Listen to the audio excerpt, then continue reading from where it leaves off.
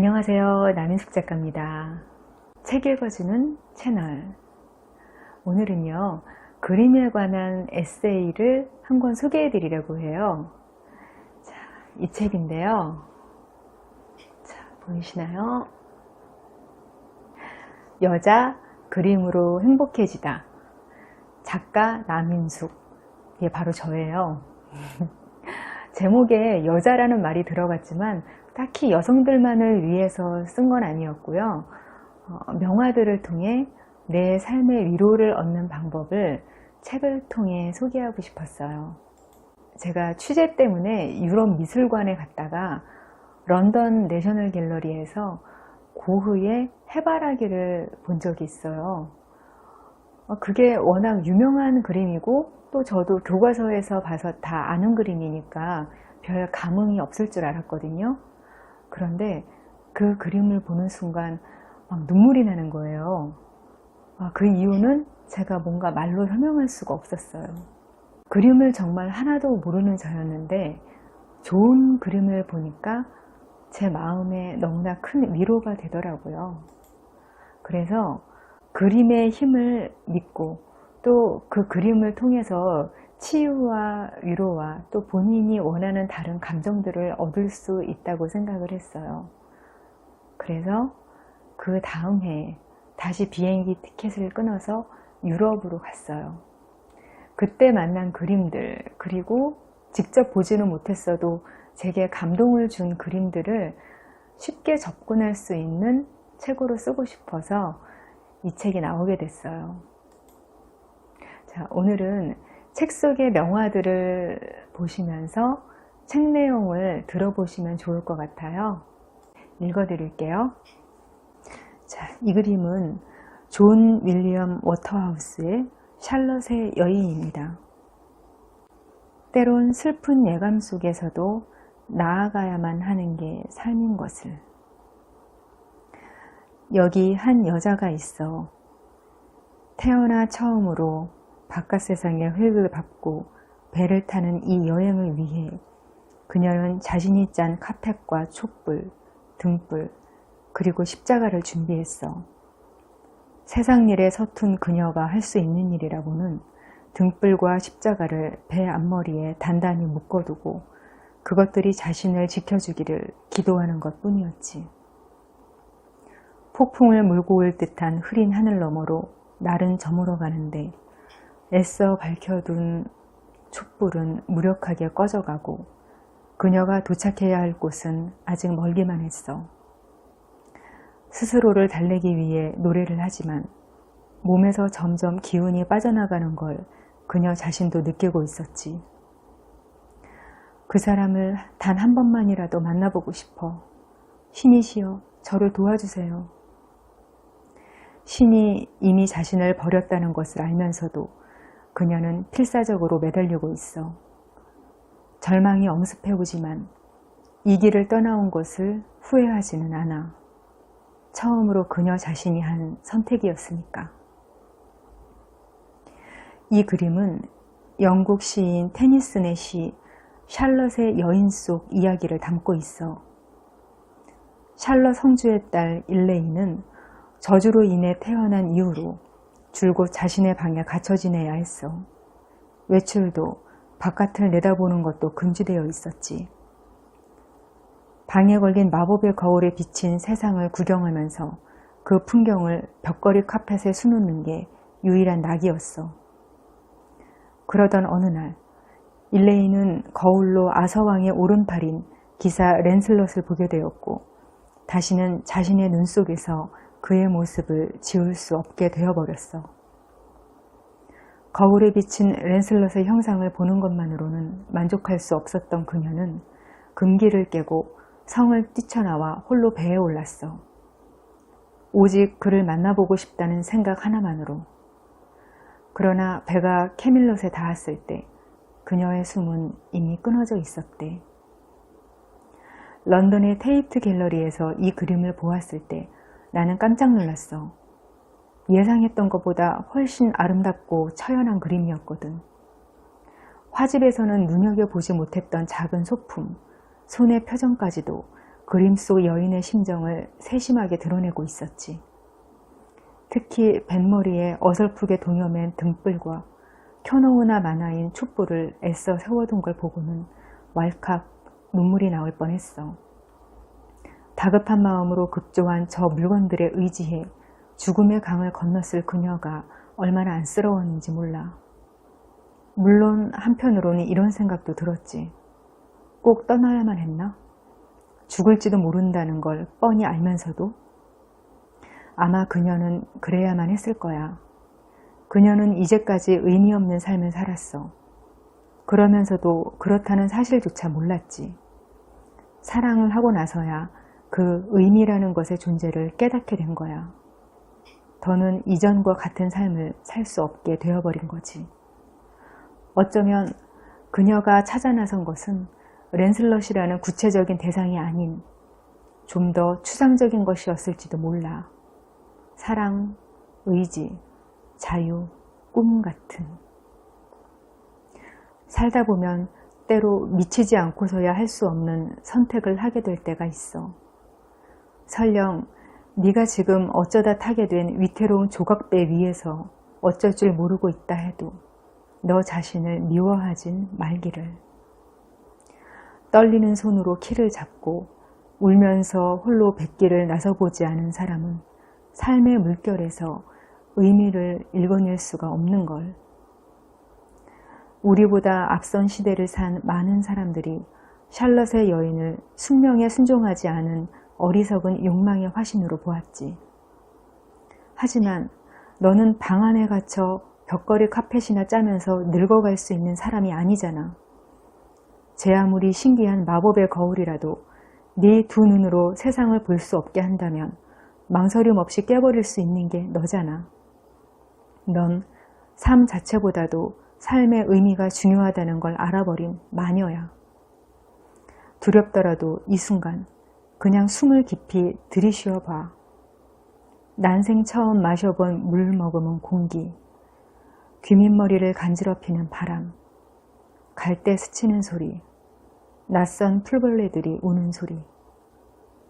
그 속에 있는 게 바로 너야. 다음은 존 싱어 사전트의 마담 X.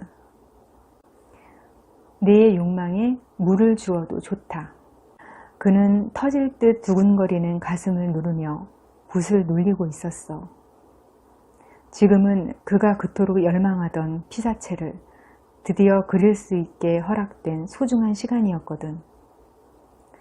초상화를 기막히게 잘 그리는 그의 모델은 이제까지 두 부류였어. 그가 수고비를 주고 고용하는 배우나 창녀, 혹은 그에게 수고비를 내고 초상화를 주문하는 귀족. 그런데 이번만은 그 둘 중 어느 쪽도 아니었지. 25살의 매혹적인 저 여인은 거물 은행가의 아내이자 파리 사교가의 별 버지니아였어. 그녀를 처음 봤을 때 그는 이미 그리고 싶다는 욕망에 사로잡혔어. 하지만 내성적인 그녀는 완강히 거절했지. 오늘 이렇게 그녀를 모델로 세우기까지는 아주 오랜 기다림과 설득이 필요했어. 언제까지 이러고 있어야 하죠? 생각보다 무척 불편하고 힘든 작업이군요. 고토르 부인, 힘드신 거 잘 압니다.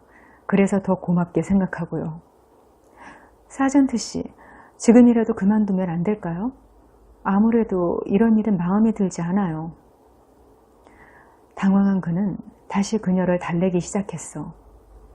그러는 동안에도 절대로 손에서 붓을 놓지 않았지. 그의 간절함에 그녀는 마음이 약해졌어. 좋아요. 대신 이 그림을 전시회에 올릴 때 절대로 제 이름은 밝히지 말아주세요. 파리의 화랑에서 제 이름이 사람들 입에 오르내리지 않도록. 안도한 그는 흔쾌히 대답했지. 알겠습니다. 이 그림의 제목은 그렇지, 마담 X. 그렇게 짓도록 하지요. 사전트의 그림 중 가장 유명한 그림이야. 몹시 고혹적이고 아름다운 그림이기도 하지만 이 그림을 더욱 유명하게 만든 건 파리에서 활동하던 그를 미국으로 도망가게 만들 정도로 아찔했던 스캔들이지. 스캔들이 생긴 이유는 그의 그림이 선정적이라는 것이었어. 이 그림은 원래 오른쪽 어깨끈이 흘러내린 모습으로 그려져 있었거든. 전문 모델도 아닌 사교계 인사를 도발적이라면 도발적일 수 있는 분위기로 그려서인지 파리 사교계가 팥죽 끓듯 들끓으며 난리가 났지. 오죽하면 화가가 그림을 덧칠해 어깨끈을 고쳐놓기까지 했을까. 요즘 사람들은 고작 어깨끈 하나 흘러내렸다고 법석을 떨던 옛사람들의 고리타분함을 비웃기도 해. 하지만 누드를 밥 먹듯 그렸던 그 시대 화단에서 어깨끈 하나 때문에 외설이라는 말을 입에 올렸겠어? 문제는 그림에서 숨길 수 없이 배어나오는 화가의 욕망이야. 그게 유교기건, 정신적 흠모건, 피사체를 구하는 예술훈이건 간에 화가는 모델에게 참을 수 없는 욕망을 느꼈으니 틀림없어. 덕분에 본질에 상관없이 모델은 판무파탈이 되어버렸지. 당시 사람들은 예술의 욕망이 드러나는 걸 용서할 수 없었던 거야. 욕망은 곧 죄악이라고 생각했던 시대였으니 말이야. 하지만 욕망을 품은 이는 정말 벌받아 마땅한 것일까? 만성적인 두통 때문에 대학병원을 찾은 적이 있어. 의사는 신경계통에 작용하는 약을 처방해 주었고 난 더 이상 아프지 않았지. 그 대신 이상한 증상들에 시달렸어. 하고 싶은 것도, 먹고 싶은 것도, 갖고 싶은 것도 없어진 거야. 그저 잠만 자고 싶었어. 한마디로 욕구가 없어진 거지. 그런데 그게 아픈 것보다 더 날 힘들게 하더라고. 욕망 없이 산다는 게 어떤 건지 겪어본 사람만 아는 거라고 단언할 수 있어. 결국 난 약을 끊었지. 두통이 다시 올라왔지만 그게 훨씬 나았어. 살아있는 느낌이 들었으니까.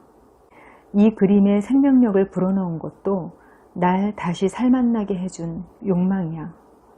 그래서 이 그림이 그 이전의 어떤 추상화와도 다른 거지. 가능성 없는 그 사람을 갖고 싶어? 어제 백화점에서 본 구두가 꿈에도 보여? 열대의 섬으로 여행을 가고 싶어? 때로는 그런 부질없는 바람들 때문에 자신이 한심하게 여겨지겠지만 알고 보면 그 모든 욕망들이 너를 빛나게 하는 거야. 그렇기에 욕망을 무언가를 가진 건강함에 네가 안도할 수 있기를 바란다. 또한 네가 욕망하는 대상보다 그처럼 생명력 넘치는 너 자신을 더 사랑할 수 있기를. 이 그림은 빈센트 반 고흐의 별이 빛나는 밤. 이 그림과 함께 들어보시면 좋을 것 같아요. 그 파랑이 나를 미치게 한다. 1888년 가을, 그는 아르레 여관집에 짐을 풀었어. 남프랑스의 보송보송한 공기, 사물을 생기 넘치게 비춰주는 맑은 햇빛, 모든 게 마음에 들었지. 역시 파리를 떠나오길 잘했어. 그는 온갖 분별 없는 예술가들이 득실거리는 파리를 참을 수가 없었어. 그저 지긋지긋한 인간관계에서 벗어나 어딘가 조용한 곳에 틀어박히고 싶은 마음뿐이었지. 하지만 막상 아르레에 도착한 그는 새로운 꿈을 꾸기 시작했어. 마음 맞는 화가들을 여기 불러오는 거야. 내 그림이 엉터리라고 비웃지 않는 친구들과 마음껏 그림을 그리며 살면 정말 근사하겠지. 그는 고갱이나 로트레크 같은 친구들에게 어서 오라고 연락을 해놓고는 설레는 가슴으로 하루하루를 보냈어. 새를 얻은 노란 여관방을 장식하기 위해 해바라기 그림도 여럿 그려놓았지. 자신도 예측하지 못했던 열정에 사로잡혀 알을 이곳저곳을 다니며 그림을 그리던 그는 어느 날 밤 론강에 나가 하늘을 올려다보았어. 맑고 깊고 푸른 밤하늘, 그리고 별들이 강 위에서 말할 수 없이 아름답게 빛나고 있었어. 다른 화가들처럼 흰 물감이나 점을 하나씩 촘촘히 찍는 정도로는 저 하늘의 아름다움을 도저히 표현할 수 없을 것 같았지. 독한 압센트 술 기운에 더욱 달뜬 심장으로 본 불타듯 빛나는 푸른 하늘과 별들을 놓치기 싫어서 그는 얼른 화구를 꺼내들었어. 반짝반짝. 가난했지만 그의 영혼이 가장 반짝이던 시간들이 그렇게 지나가고 있었지. 나처럼 그림을 잘 모르는 사람이라도 그림은 원화로 보아야 한다는 것 정도는 알아. 하지만 솔직히 모나리자를 봤을 때는 어릴 때 우리 집 달력에 인쇄되어 있던 것과 무엇이 크게 다른지 잘 모르겠더라고. 그런데 고흐의 그림은 분명 달랐어. 그처럼 원화를 봤을 때의 감동이 충격에 가까운 화가도 드문 것 같아. 더구나 원화를 봤을 때만 오롯이 눈에 들어오는 그 설레는 파랑의 감촉이란. 많은 사람들이 고흐를 태양의 화가라고 칭하며 강렬한 노란색을 그만의 전매 특허로 만들어 놓았지만 나는 언제나 그의 그림 속 파랑에 마음이 끌려. 그 어느 시대 어느 화가에게서도 볼 수 없는 그만의 파랑을 보면 가슴이 착 내려앉으면서 어쩐지 눈물이 날 것 같은 기분을 참아야 하지. 솔직히 말하면 아무도 날 모르고 다시 만날 일도 없는 외국의 미술관에서 마음 놓고 눈물을 줄줄 흘려버린 적도 있어. 이 그림을 봤을 때 난 정말로 별빛 때문에 눈이 부셨지. 그러나 별을 그토록이나 빛나게 하는 건 역시 파랑으로 채색된 하늘이었어. 세계의 성격이 있다면 파랑은 차갑고 가라앉아 있는 이성이야. 그런데 그의 그림 속 파랑은 미친 듯 타올라 보는 사람을 흥분시키는 묘한 마력이 있어. 생명조차 침묵하는 심해의 색이 오히려 휘몰아치는 생명력을 느끼게 하는 건 그가 파랑을 모든 아픔과 고통과 절망을 집어삼키는 색으로 받아들였기 때문이겠지. 고흐의 그림은 그림을 볼 줄 아는 사람만이 이해하는 게 아니라는 생각이 들어. 마음에 불을 품어본 사람, 한 번이라도 그 불에 데워본 사람이라면 어느 문외한이라도 이해할 수 있을 것 같아. 그래서 많은 사람들이 고흐를 좋아하나 봐. 그리고 그건 누구에게나 삶이 만만치 않다는 증거라고 할 수도 있겠지. 이 그림을 보면 그가 자신의 삶을 태워 불을 밝힌 그 파랑에 내 삶의 무게도 함께 살라 없어지는 듯한 느낌이 들어. 그가 아무런 대가도 받지 못하고 남기고 간 무언가에 무임승차한 듯한 미안함이 있긴 하지만 그냥 받을래. 귀스타브 카유보트의 예르 비. 내 아픔이 비에 씻겨 내려가길. 누군가에게 베푼 호의를 이기심으로 되돌려받은 날이 있었어. 영화에서 늘 그러는 것처럼 그날따라 다친 마음에 소금 뿌리듯 비가 내렸고 우산을 절대로 가지고 다니지 않는 나는 비를 쫄딱 맞고 말았지. 정말이지 비는 지긋지긋해. 택시가 끝내 잡히지 않길래 망설임 끝에 친구에게 전화를 했어. 친구는 두말 없이 달려와 주었고 추위에 떨다 뛰어든 차 안은 아늑하고 포근했어. 그때 친구가 내민 뜨거운 캔커피는 그 어떤 유명 커피집의 특제 커피보다 향기로웠지. 온기에 손을 녹이면서 차창을 때리는 굵은 빗줄기를 바라보았어. 비가 어찌나 많이 내리던지 마치 자동 세차장 안에 들어와 있는 것 같더라. 친구가 틀어놓은 다이도의 노래가 모진 빗줄기에 녹아 혈관을 타고 들어오는 듯 가슴이 찌릿해졌어. 비, 말없는 친구, 좋은 음악, 좁은 차 안에 그 셋의 존재감이 꽉 차올랐지. 조금씩 조금씩 내 심장에 엉겨붙어 있던 찌꺼기들이 씻겨 내려가는 듯 했어. 사람에게 받은 상처는 사람을 통해서, 비로 인한 상처는 비를 통해서 치유받는구나 싶어 한결 오한이 가신 얼굴로 나는 웃었어. 그저 인상파 화가들의 부유한 친구라고만 알려진 귀스타브 카요보트. 그러나 난 그의 그림이 르누아르의 그림보다 더 좋아. 특히 비를 잘 이해하는 듯한 몇몇 그림들은 내가 비오는 풍경을 좋아하게 만들어 주었어. 이 그림은 비가 주제이자 소재인 그림인데도 비가 그려져 있지 않아. 비를 통해 점점 생기를 되찾아가는 수목과 물 위의 파문을 통해서만 비를 느낄 수 있지.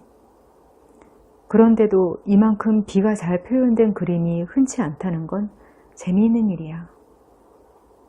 생명이 있는 것, 좋은 것들은 살려주고 더러운 것, 나쁜 것들은 씻어내주는 비의 미덕이 느껴져서 진짜 비보다도 이 그림이 좋아. 사는 게 팍팍하게 느껴질 때, 알 수 없는 갈증으로 가슴이 탈 때 이 그림을 보면 나를 채우는 시간이 얼마간 촉촉해지는 걸 느낄 수 있어. 다만 연못에 비가 내리고 있을 뿐인 풍경이 이처럼 새롭게 다가오는 게 신기해. 범상한 풍경을 바라보는 특별한 시선. 그것이 같은 시간과 공간이라도 느슨한 듯 꽉 차게 살아가는 사람들의 비법일 거야. 삶도 그림처럼 내가 어떤 액자를 선택해 갖다 대느냐에 따라 달라지게 마련이니까. 재미있게 들으셨나요? 이 책은 제가 쓴 책이라서 좀 더 편안하게 읽을 수 있었던 것 같아요. 그림을 통해서 삶을 바라보는 다른 시선을 가질 수 있었던 것, 그 어떤 독자보다도 제가 그 혜택을 받았다는 생각이 들어요. 지금도 가끔 마음이 심란할 때면 혼자 미술관에 가기도 해요. 그 시간에 제가 많이 치유되는 것을 느낍니다. 여러분들도 이 책을 읽은 기회를 통해서 한번 미술관 산책을 즐겨보시는 것도 어떨까, 이런 생각을 해봐요. 책 읽어주는 채널, 다음 주에 다시 만나요.